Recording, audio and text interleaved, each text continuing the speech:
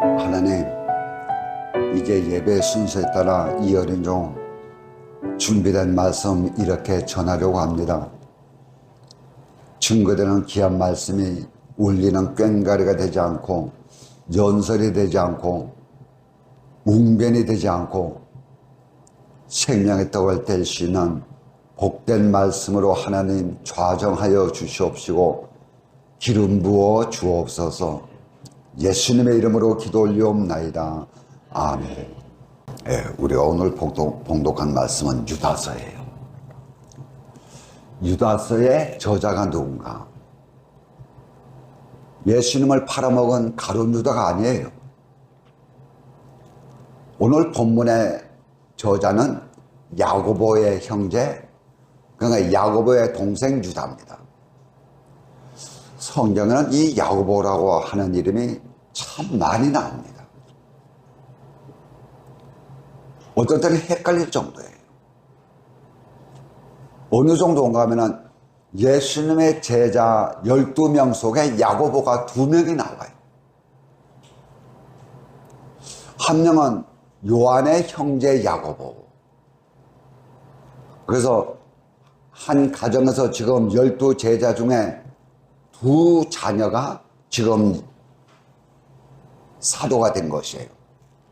그래서 세베대의 아들 요한과 야고보, 그 다음에 한 명은 알페오의 아들 야고보입니다. 이렇게 제자 속에서도 2명의 야고보가 있다고요. 근데 오늘 성경 1절에 말씀하는 유다서 1절에 말씀하는 이 야고보는, 야고보의 형제인 유다는 예수님의 형제입니다. 그러니까 예수님의 동생 야고보예요. 그러면 이 유다는요, 야고보의 동생이라고 했으니까는 예수님의 동생이에요.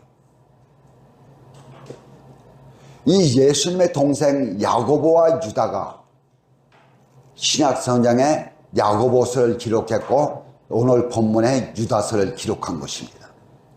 이들은 예수님의 살아생전에서 예수님의 사역을 할 때는 예수님을 따라다니지 않고 예수님을 믿지 않고 섬기지 않았어요. 그냥 이 예수님은 누구로 받는가 하면 내 형, 내 육신의 형 예수, 이렇게 봤어요. 그래서 이들이 고향에 있는데 자기 형 예수에 대해서 희한한 소문이 들려옵니다. 선동가라든지 아니면은 이단이라든지 아니면은 어떤 독립운동가라든지 여러 소리가 들려요. 그래서 예수님의 이 형제들이 예수님을 데리고 고향으로 가려고 예수님을 찾아왔었다고요.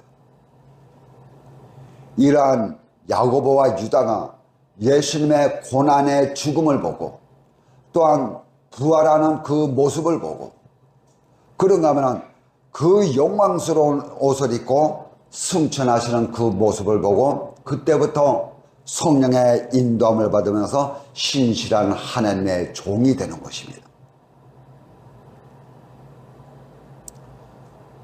그래서 오늘 이 말씀을 가만히 보면요, 여기서 영적인 질서가 지금 나오고 있어요. 유다는 지금 예수님을 철저하게 무엇으로 고백하는가 하면 육신 내 형이 아니에요. 한 어머니의 뱃속에서 나온 그 형이 아닌 누군가 하면 예수 그리스도로 고백하고 있습니다. 예수님을요, 내 육신의 형은.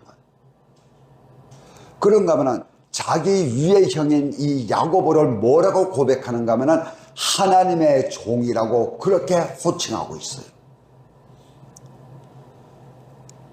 여기서 인간의 어떠한 육적인 관계성은 다 빠져나가고 오직 하나님의 은혜 속에서 하나님의 진리의 하나님의 신앙의 계보의 그 줄을 놓고 지금 유다는 순종하고 있는 것입니다.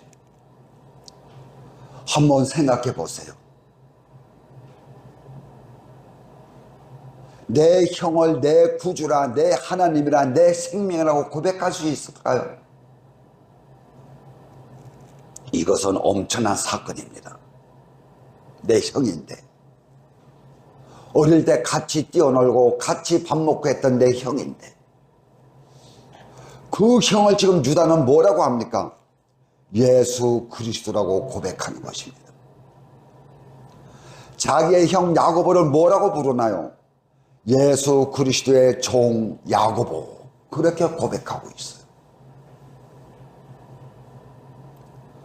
이것은 무엇인가 하면 하나님의 종으로서, 하나님의 은혜 속에 거하는 하나님의 백성으로서, 성도로서 자기 위치에 내가 바로 서 있는 내 신앙의 현 믿음의 주소를 이야기하고 있습니다. 이것이 성도의 자세예요. 이것이 성도들이 교회 안에서 하나님으로부터 받은 직분자의 모습인 것입니다. 하나님의 은혜를 받은 자들이 이 땅에서 하나님의 질서를 지켜가면서 살아가는 그 모습의 표본인 것이에요. 동생이 자기 형 예수를 예수 그리스도라고 고백합니다. 그래서 오늘 이 본문을 가만히 봤더니 지금 뭐라고 하는가 하면은, 아멘 하시는 사람은, 이 말씀 앞에 1절 말씀에 지금 아멘 하시는 사람은 누군가요? 1절 말씀을 가만히 보세요. 중반절 보면은 하나님 아버지 안에서 사랑을 얻고, 지금 사랑을 받은 것이 아니에요. 얻었습니다. 사랑을 얻었어. 얻었다고요. 사랑을 받은 것이 아니에요. 그 다음에 그리스도를 위하여 지키심을 받은 자들에게, 이런 자들만이 오늘 이 편지를 받을 수가 있고 말씀을 받을 수가 있습니다. 무엇을요? 그리스도를 지키기 위해서 받은 자들에게.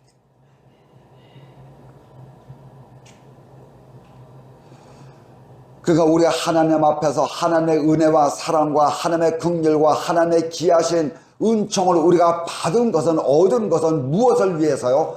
예수 그리스도를 지키기 위해서 이것을 받은 것입니다. 예수 그리스도를 우리가 어떻게 지키나요? 감히 입도 뻥끗 못해요. 그렇다면 오늘 이 말씀을, 그리스도를 지킨다고 하는 것은 내 생명을 지키기 위해서, 이것이에요. 내 생명을 지키기 위해서 무엇을 받아요? 하나님의 사랑을 받는 것이라고요. 하나님 앞에 응답을 받고, 하나님 앞에 좋은 것을 받고, 하나님 앞에 말씀을 받는 궁극적인 목적이 무엇이라고요? 예수 그리스도를 지키려고요. 내 생명을 지키려고요.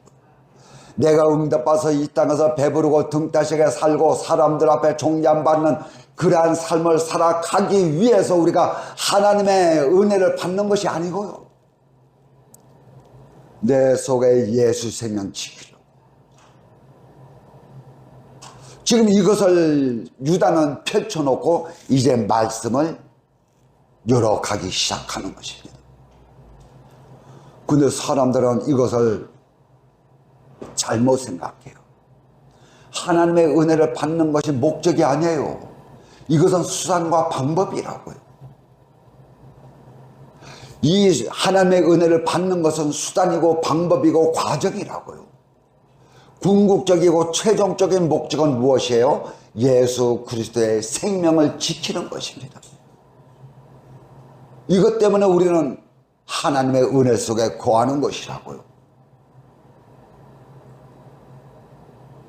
그래서 하나님의 사랑을 받은 것이 아니고 우리는 얻은 것입니다. 의라고 의롭다고 우리가 인정받은 것은 우리가 받은 것이 아니고 얻은 것이에요. 하나님으로부터요.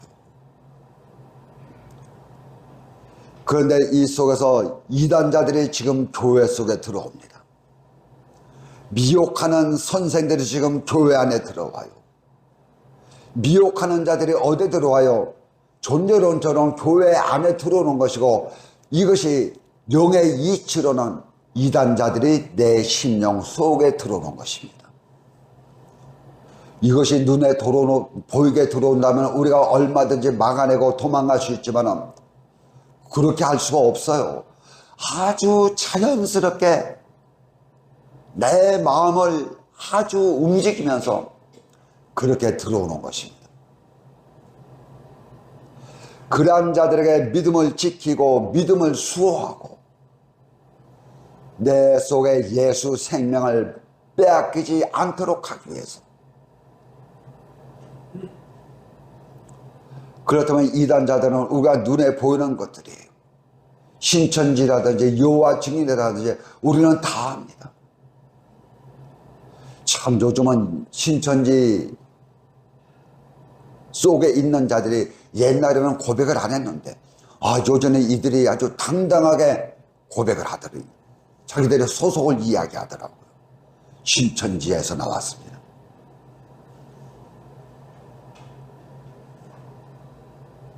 근데 이것이 하나님 앞에서 영의 이치로 보면은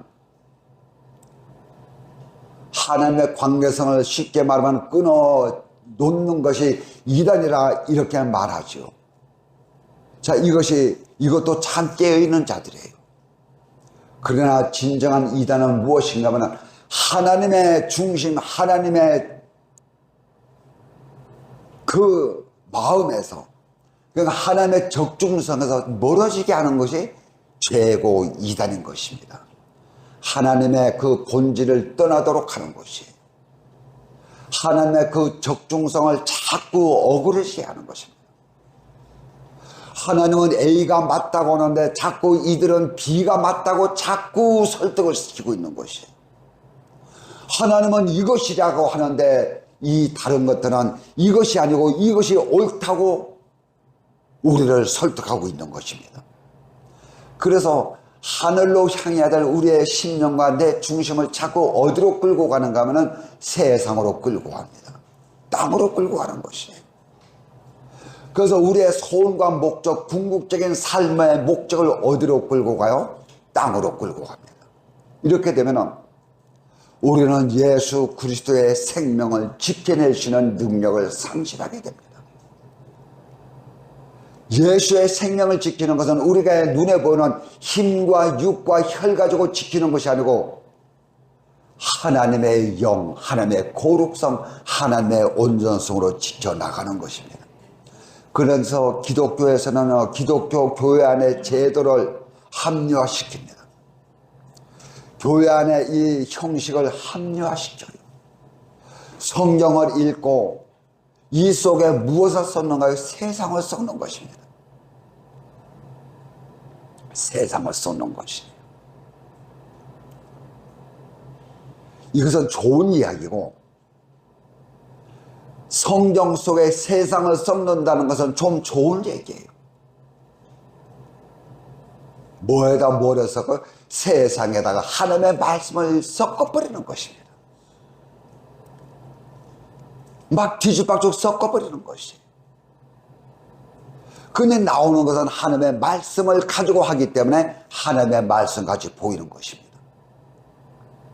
그래서 가리키는 것이 무엇인가요? 세상을 가리키는 것입니다. 세상에서 세상에 물질 얻는 것, 세상에 눈에 보이는 것을 움켜쥐는 것을 어디서 가르치고 있다고요? 교회에서 가르치고 있어요.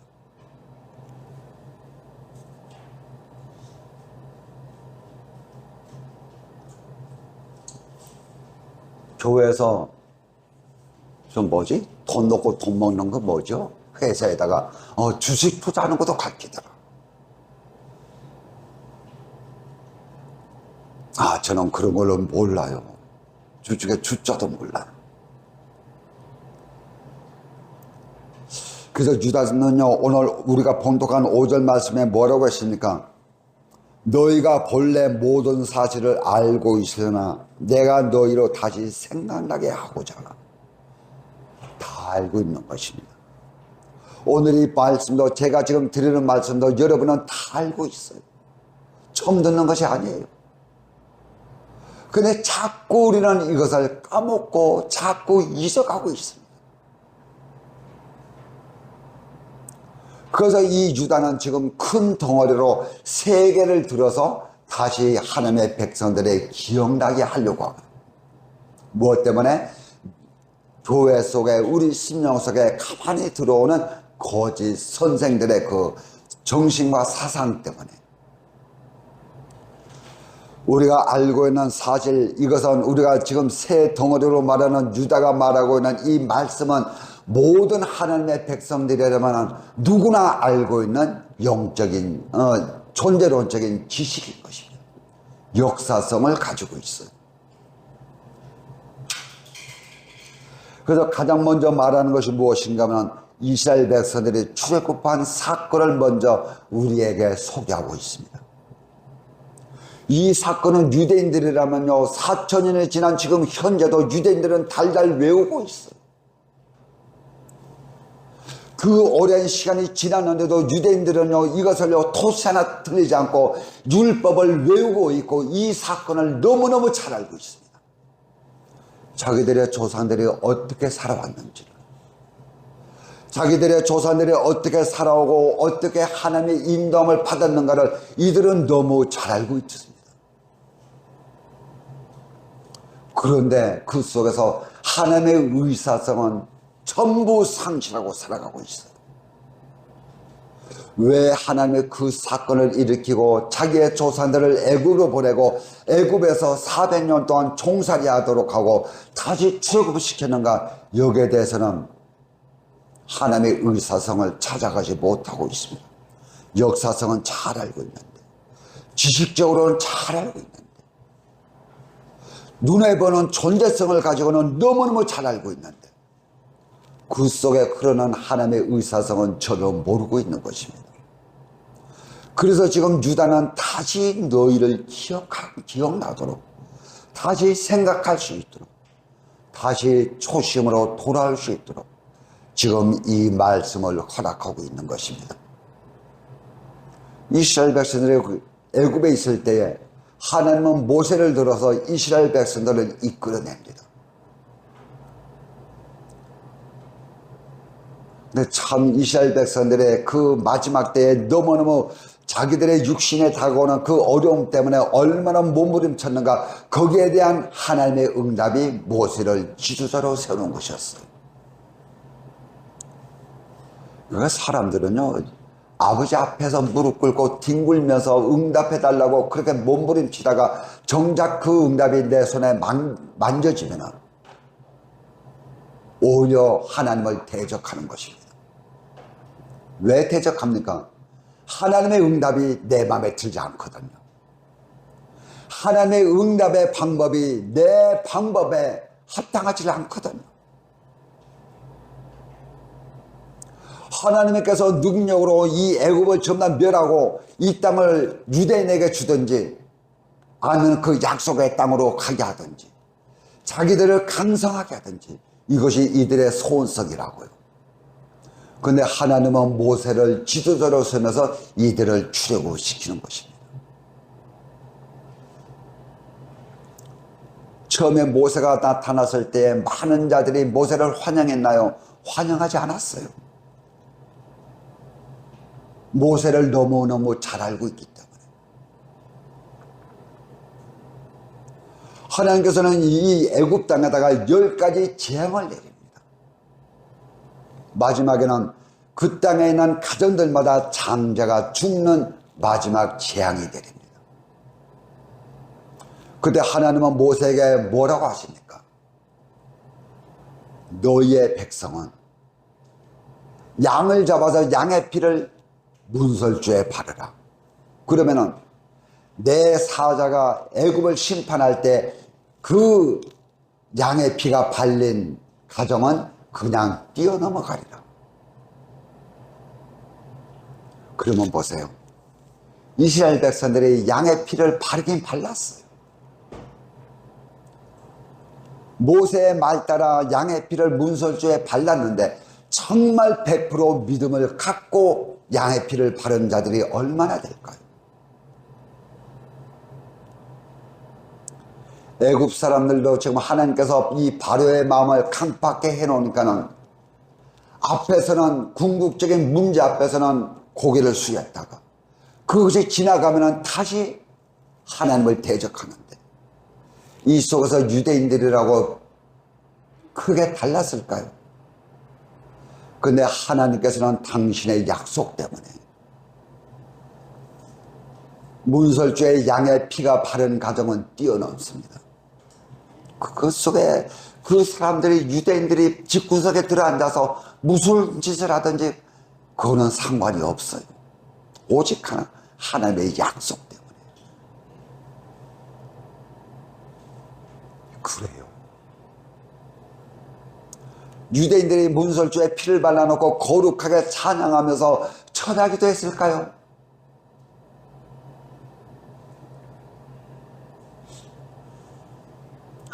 이스라엘 백성을 출애굽시키고 시내 산에서 하나님의 계명을 이들에게 줍니다. 그리고 불과 구름 기둥으로 이스라엘 백성들을 인도하고 또한 성막을 통해서 하나님께서는 이스라엘 백성들을 만나 주십니다.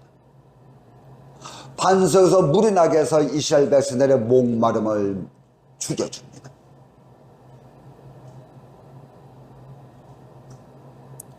그런데 불신앙으로 이 유대인들이 하나님의 그 은혜와 하나님의 초절정적인 능력을 보면서도 이들의 마음 속에는 무엇을 사모하나요? 애굽을 사모합니다. 그러니까 여러분, 내 입 가지고 믿음 좋다 떠들지 마세요. 하나님의 기적을 지금 이들이 보지 못했나요? 하나님의 능력을 모르나요? 지금도 불과 구름 기둥을 따라가고 있어요. 지금도 성막 안에 들어가서 제사를 드리고 있다고요. 그러면서 이들의 마음의 소원성은 무엇인가 하면 애국인 것입니다. 애국으로 돌아가자.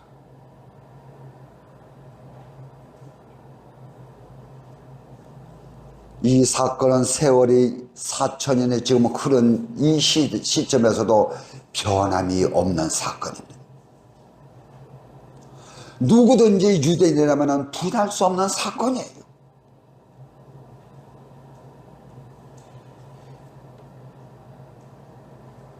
역사성은 배움으로, 말씀은 배움으로 우리가 깨닫고 알 수가 있어요. 말씀을 해석하고 말씀 속에 하나님의 의사성을 찾아가는 것도 여러분, 내가 배우고 깨달음고 지식으로 얼마든지 가까이 갈 수 있어요. 성경을 읽으면서 우리가 얼마든지 깨닫고 이것이로군요 무릎을 칠 수 있습니다. 그러나 그것이 내게 생명이 되지 않는다면 그것은 아무것도 아니에요. 이스라엘 백성들이 지금 4,000년 전의 사건, 2,000년 전의 사건, 지난 날의 사건들을 아무리 깨닫고 안다 할지라도 이 속에 흐르는 하나님의 일하심을 잊고 산다면 그 사건은 나와 상관이 없다는 것을 알아야 됩니다. 우리가 지난 과거들을 보세요.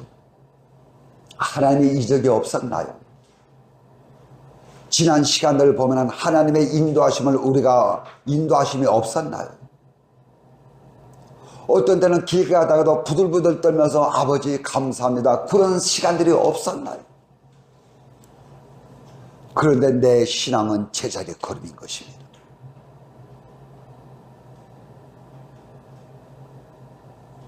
우리가 이 사건을 가만히 보세요. 이스라엘 백성들이 애굽에서 출애굽해서 가나안까지 들어가는 그 과정 40년을 한번 돌아보세요. 약 200만의 숫자가 나왔습니다. 근데 그 속에서 여호수아와 갈렙만 가나안 땅에 들어갔어요. 그 200만 숫자, 그 중에서 가나안 땅에 들어간 사람은 2사람이라고요. 나머지 사람들은 전부 다 광야에서 출생해가지고 태어난 아이들입니다. 그가 여호수아와 갈렙을 빼내면 가장 나이 많은 사람이 40이었어요. 그 많은 자들이 어디에서요? 광야에서 죽었습니다. 이들이 죽었는데 죽은 모습을 가만히 보서 전쟁으로 죽었나요? 아니에요. 전쟁을 통해서는 아무도 죽지 않았습니다. 전쟁으로 존재론적인 전쟁 가지고 아니에요. 감히 이스라엘 앞에서 전쟁하자고 깝죽거리시는 족속이 아무도 없었어요. 이스라엘 백성들이 진군을 하면 그 근처에 있는 모든 족속들은 촛농 녹듯이 마음이 녹아내렸습니다. 너무너무 두려웠어요. 누가? 이스라엘 백성들이. 이들이 광야에서 죽은 이유가 무엇인가요? 서로 쌈박질하다 죽은 것이 아닙니다. 하나님을 대적하다가 하나님의 손에 죽임을 당한 자들이에요. 하나님 손에. 죽은 자들의 그 모습을 보면 이스라엘 백성들 광야에서 40년 동안 살면서 물이 없어서 목말라 죽은 자들이 없었다고요. 먹을 것이 없어서 배고파 죽은 자들이 없었다고요. 만나고 있었잖아요. 생수를 날마다 주었잖아요. 옷이 없어가지고 맨몸뚱이로 길을 간 사람들이 없었습니다. 신발이 헤어져서 신발을 기웠다고 하는 그 말씀도 없어요. 언제요? 광야 40년 동안. 그렇다면 왜 죽었나요? 하나님을 대적하다가 처음부터 죽은 것입니다. 하나님을 하나님으로 믿어드리지 못하다가 죽은 것이에요. 그러니까 이것을 자꾸 우리는 존재론적으로 내 자연 목숨 죽은 것만 놓고 우리가 보지 말고 이 속에서 우리가 생각할 것은 영의 이치로 이 말씀을 끌고 들어가야 되는 것입니다. 영의 이치로. 우리가 잘 알고 있잖아요. 민수기서 16장에 보면은 고라 일당이 모세를 대적합니다. 이 고라는 어느 지파인가 하면 레위 지파 사람이에요. 레위 지파가 이스라엘 백성들을 이끌어야 되는데 모세가 이끌고 있거든요. 그러면 루벤의 자손 다단과 알리압이라고 하는 두 사람이 주동자가 되어서 루벤 지파와 레위 지파가 중심이 되어서 이 모세를 대적합니다. 파당을 만들어서 모세를 몰아내고 자기들이 왕이 되려고요.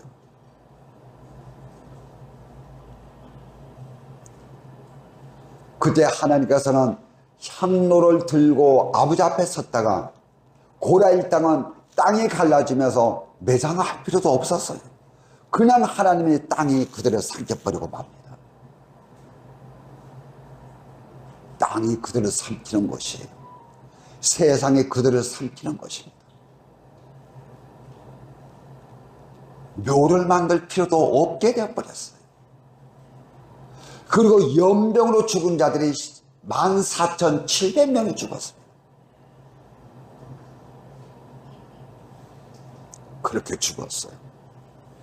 불이 나와서 죽이고 간음을 통해서 죽이고. 그래서 이들이 죽게 된 그 원인을 분석하면 결국 하나님이 세워놓은 모세를 대적하다가 하나님의 인도하심이 마음에 들지 않는다고 하나님을 원망하다가, 그거 우리가 이 역사성을 보면서 지금 유다의 소원은 무엇인가 하면 너희는 다시 생각하라는 것입니다. 이 역사성을 지나간 하나님의 은혜와 하나님의 발자취와 하나님의 도우심을 바라보면서 우리는 다시 하나님의 은혜를 생각하라는 것입니다. 그래서 민수기 16장에 모세는 어디로 가자가요? 하나님의 약속하신 젖과 꿀이 흐는 가나안으로 가자. 그런데 고라와 일당은 뭐라고 합니까? 잠깐 우리 성경 찾아보죠. 민수기 16장.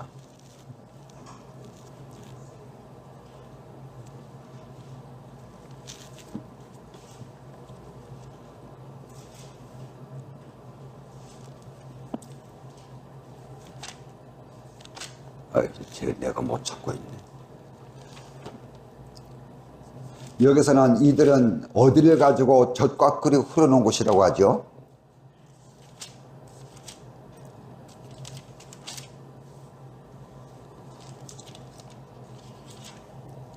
(16장) 13절요. 모세는 어디가 가나안 땅이라고, 젖과 꿀이 흐르는 땅이라고요? 가나안 땅.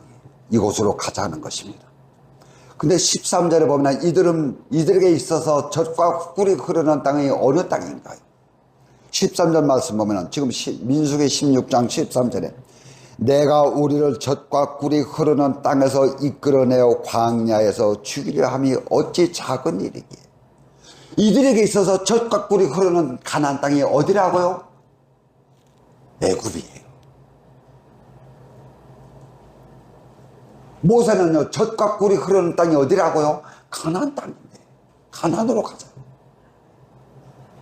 그런데 나단과 다단과 알리압은 이들에게 있어서 가나안은 젖과 꿀이 흐르는 땅은 어디라고요? 애굽이라는 것입니다.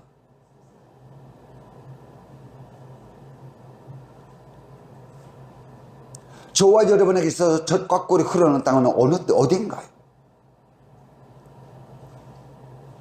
심각한 문제입니다.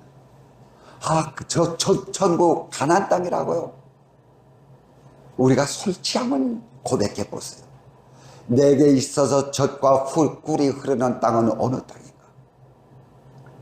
모세는 가나안 땅이 젖과 꿀이 흐르는 땅이라고 하면서 그곳으로 가자고 하는데, 이들에게 있어서 젖과 꿀이 흐르는 땅은 가나안이 아니에요. 애굽입니다. 애굽으로 돌아가자는 것이에요. 이야기니까는 우리가 그냥 듣고 말할 수 있지만은, 내 신앙 속에 와서 내가 정말 질문한다면은, 나단과 다단과 엘리압이라고 하는 이 사람들이 주장하는 이 주장에 우리가 노멘이라고 아니라고 말할 수 있을까요? 여러분에게 있어서 젖과 꿀이 흐르는 땅은 어딘가요?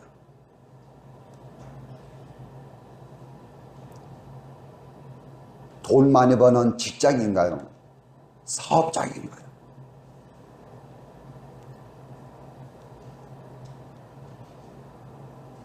똑같은 것을 놓고 이렇게 관점이 달라집니다. 이 말씀이 옛날에는 안 보였어요.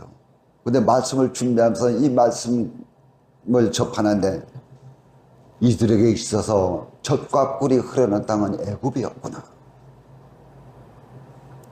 그곳에서 지금 출굽했으니 얼마나 그곳이 그리워지겠어요. 옛날이요.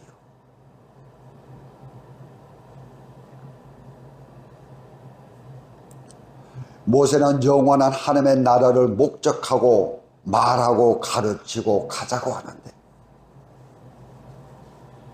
고라일 땅은 애굽을 하나님께서 우리에게 주고자 하는 땅으로 가나안 땅이라고 합니다. 그곳으로 가자는 것이. 하나님 애굽 사람 다 몰아내고 그 땅을 우리에게 주소서. 나단의 소원성은 이것입니다. 이곳에서 우리 빼내지 말고요, 출굽시키지 말고요, 이 땅에는 애굽 사람들 하나님의 능력으로 다 진멸하시고 이 땅을 우리에게 주소서. 애굽으로 돌아가자는 것입니다.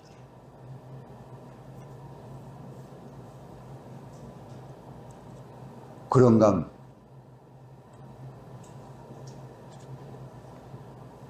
저 시계가 맞아요? 51분이?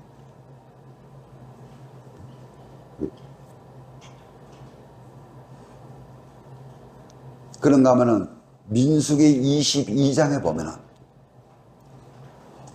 모압 발락이 이스라엘 백성들이 자기 앞쪽으로 지나간다고 하는 소리를 듣고 발람이라고 하는 그 선지자를 초청을 합니다.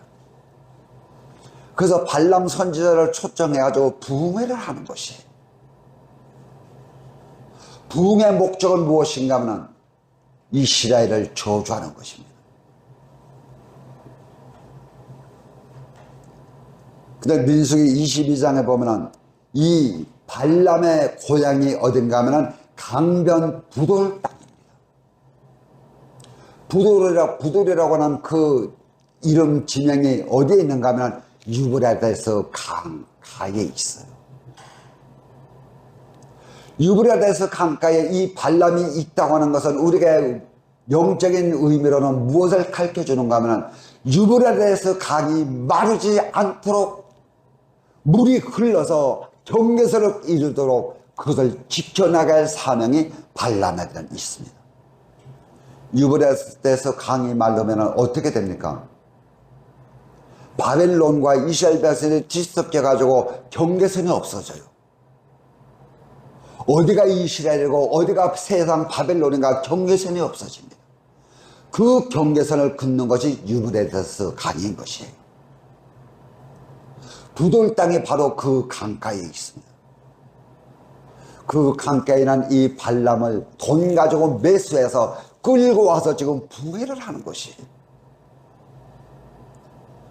목적은요, 우리 앞에 지나갈 그 이스라엘 백성을 저주해 달라는 것입니다.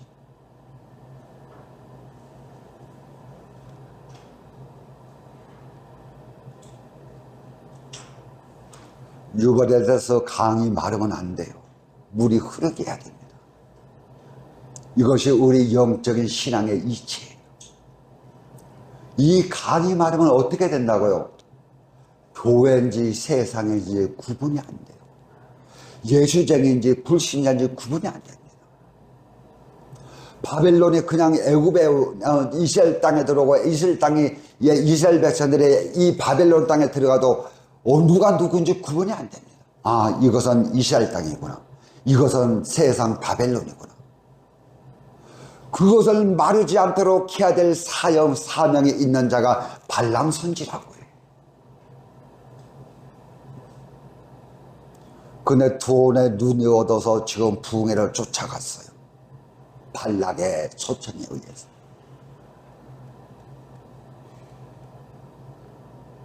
마지막에는 이 발람의 말을 통해서 이 발락 왕이 자기 모압 땅에는 아름다운 여인들을 풀어서 이스라엘 백성들이 지나가는 그 끝자락에다 풀어놓았습니다.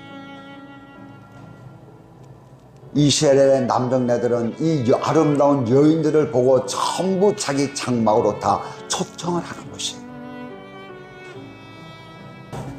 우리가 뭐 알고 있는 지식적으로 체험적으로 알고 있는 것, 다시 우리 하나님께서는 생각나게 하기를 원합니다. 생각하면서 고민하면서 다시 하나님의 은혜를 깨닫고 진리 속에 거하기를 원하고 계시는 것입니다. 우리 기도하겠습니다. 하나님,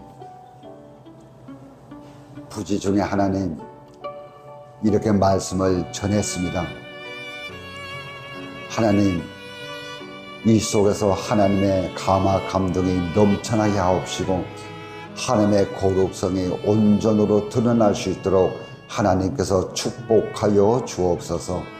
예수님의 이름으로 기도 올려옵나이다. 아멘.